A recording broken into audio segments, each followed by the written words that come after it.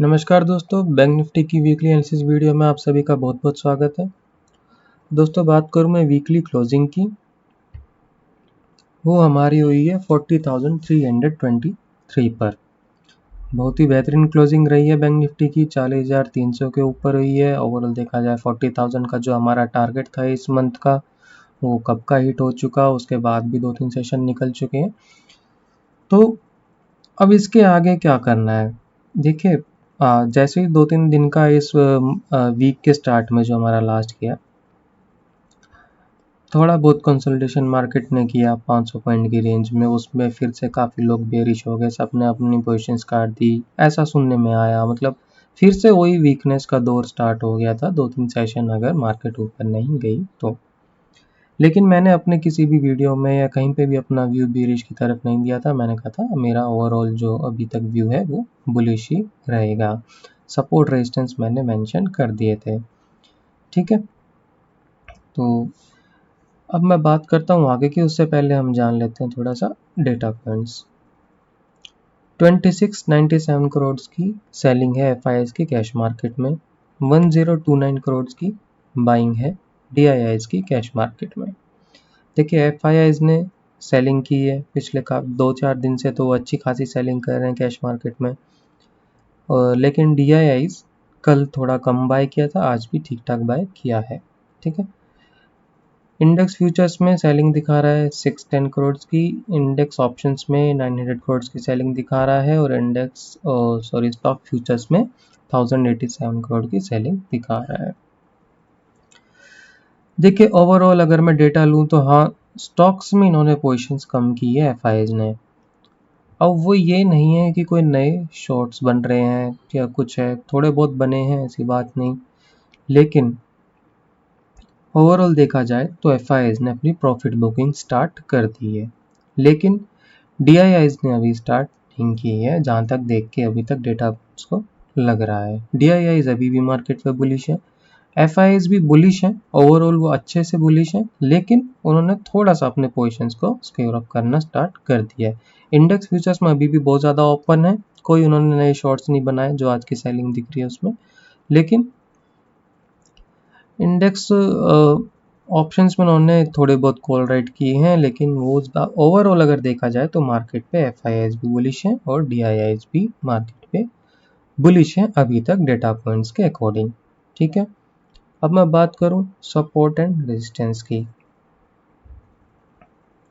देखिए मैंने अपनी लास्ट वीडियो में भी समझाया था जो कि 40,000 जो हमारा है लेवल, वो अब सपोर्ट का काम करेगा। जब ये ब्रेक हुआ था उसके बाद मैंने बताया था, ठीक है।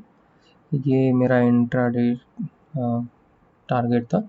तो ओवरऑल जो अब रेंज ओपन हो गई है 41 से 41,500 तक की अभी ओपन हो गई है, अनटिल और अनलेस एक डेली क्लोज 40,000 के नीचे नहीं आता, ठीक है।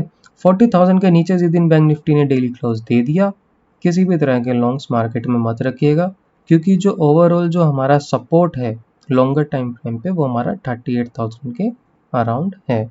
तो जब भी इसके नीचे आएगा तो 38,000 तेजी से भी जा सकता है, आराम से भी जा सकता है, बट सपोर्ट को टच करने की कोशिश ज़रूर करेगा, ये बात ध्यान में रखिएगा। तो बस हमें ये देखना है कि 40,000 के ऊपर स्टेबल रहता है, वेल एंड गुड। एक बात और मैंने बताई थी, जो हर वीडियो में 2-4 लास्ट वीडियो से मैं बोल ही रहा हूँ, कि यहाँ पे मैंने बाइंग दी थी, पोजिशन लॉन्ग दिए थे अक्टूबर स्टार्ट में, 40,000 का मैंने टारगेट दिया था, 37,000 के अराउंड से 40,000 का वो अचीव हो गया।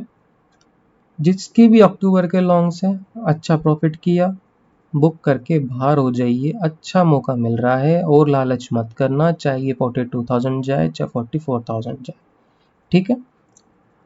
अपना एक टारगेट होता है, उस पर निकलना ज़्यादा बेहतर होता है। इसके आगे 40,000 के ऊपर सिर्फ और सिर्फ रिस्की ट्रेडर्स रहेंगे। बड़े प्लेयर्स की प्रॉफिट बुकिंग स्टार्ट हो गई है, और उसी की तरह आप भी प्रॉफिट बुक करके बाहर हो जाइए। उनकी पोजीशंस बहुत हैवी होती हैं, वो धीरे धीरे करके बुक करेंगे, रिटेलर्स को पता भी नहीं चलेगा। आपकी पोजीशंस इतनी हैवी नहीं है, अपना क्लोज कीजिए, बाहर होइए, फेस्टिवल सीजन आ रहा है, अच्छे से बनाइए। मैंने लास्ट वीडियो में भी बोला था, बिल्कुल भी अब कोई नए लॉन्ग सेंटर करने की ज़रूरत नहीं, कुछ करने की ज़रूरत नहीं है। कम से कम 10 नवंबर तक मार्केट में कुछ करना ही नहीं, जिसने ये पूरा मूव कैप्चर किया 37,000 से 40,000 तक का। ठीक है, अब जो कैप्चर नहीं कर पाए, जिनको विश्वास ही नहीं था मेरी बातों पे कि मार्केट ऊपर आएगी, वो बेचारे 40,000 के ऊपर बाय करने लगे हैं। तो उन बेचारों के लिए मैं बता देता हूँ, कोई दिक्कत की बात नहीं है। 40,000 का एसएल, एसएल आपका फेवरेट शब्द है, एसएल आप लगा के रखिए और 41 का टारगेट रख लेना और 41,500 का। ठीक है, हिसाब से देखा जाए तो बड़ा मूव ऊपर का अभी भी आ सकता है 1000-2000 पॉइंट का, तो वो कैप्चर करके निकल जाना, जो भी आपका प्रॉफिट मिलता है। नीचे से तो आपने नहीं लिया जिसने भी, कोई बात नहीं, बट ऊपर भी थोड़ा बहुत लेके निकल जाना। 40,000 के नीचे जैसे ही आता है मार्केट से आउट हो जाओ। ठीक है, कोई भी किसी तरह की पोजीशन रखने की ज़रूरत नहीं है। एक बात मैं और कह रहा हूँ, मैं मार्केट में शॉर्ट बनाने की बिल्कुल भी हिदायत अभी नहीं दे रहा हूँ, चाहे मार्केट गिरे चाहे कुछ भी हो। डेटा पॉइंट्स के अकॉर्डिंग मैं ये नहीं कह सकता कि मार्केट में आप शॉर्ट्स बनाओ। तो मेरी इस बात पे मत जाना कि 40,000 के नीचे आए तो आप पुट भर के बैठ जाओ, क्योंकि आपने लॉन्ग्स में नहीं कमाया तो आप शॉर्ट्स में कमाने की सोचो।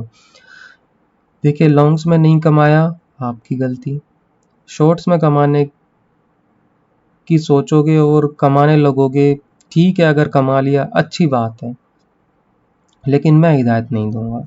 ठीक है, तो अब मुझे लगता है आपको मेरा व्यू समझ आ गया होगा, नहीं अभी भी कुछ समझ आया तो कमेंट बॉक्स में पूछ लेना। और अच्छा प्रॉफिट किया तो बुक करके बाहर हो जाइए। जितने भी मैक्सिमम स्टॉक्स के मैंने व्यूज़ दिए थे अपने ट्विटर चैनल पे, ट्विटर पे दिए थे और बताया था मैंने वीडियोस में भी, तो मैक्सिमम टारगेट हिट हो चुके हैं, छोटे छोटे स्टॉक्स से लेके बड़े स्टॉक्स तक भी। एसबीआई के, एसबीआई, बाटा, यहाँ तक कि अर्शिया, इंडियन टेरेन अभी ओपन है, और आरबीएनएल का टारगेट हिट हो गया। जितने भी मैक्सिमम दिए थे सभी के टारगेट हिट हो गए हैं। बैंक निफ्टी का भी टारगेट हिट हो गया है। अब ज़्यादा कुछ मार्केट में करने लायक रहा नहीं, आराम से बैठिए, 10 दिन कम से कम कुछ भी नहीं करना। ठीक है, थैंक यू।